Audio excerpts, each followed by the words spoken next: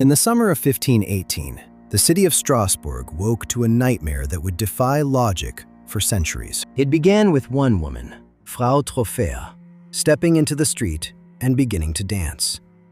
Not out of joy, but in a trance-like agony. She didn't stop for hours, then days.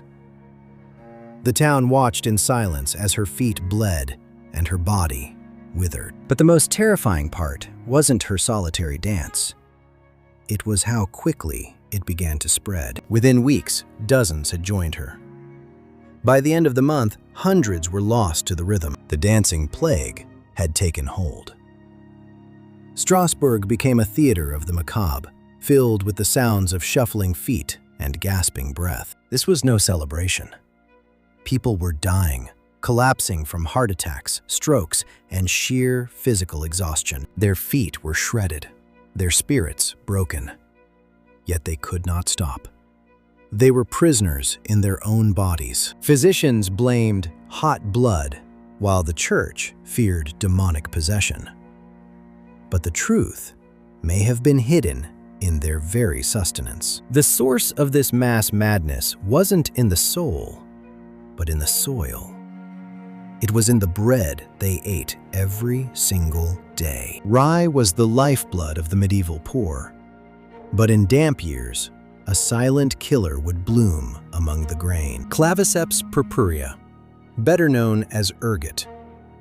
This parasitic fungus thrives in cold, wet springs, followed by hot summers. It looks like a harmless dark spur on the grain, but it contains natural alkaloids that serve as the chemical precursor to modern LSD. When this tainted grain was ground into flour and baked into bread, an entire village could be unknowingly poisoned. Their frantic movements were neither an act of religious devotion nor a pact with the devil. They were suffering from a mass chemical hallucination. The first symptoms are subtle: convulsions, itching, and a burning sensation known as St. Anthony's fire. But then, the world begins to dissolve. The familiar becomes monstrous. The ground feels like it's shifting beneath your feet. In the grip of ergotism, the dance wasn't a choice. It was a series of involuntary muscle spasms and agonizing hallucinations. The brain, flooded with toxins, triggers a state of mass hysteria where one person's panic fuels the next. The ergot alkaloids constrict blood vessels and attack the central nervous system, forcing the body into a deadly, rhythmic motion. This dark chapter of history didn't just stay in the textbooks. It bled into our stories. In Hans Christian Andersen's The Red Shoes, a girl is cursed to dance until she dies, her feet trapped in a rhythm she cannot control. It mirrors the 1518 plague with chilling accuracy.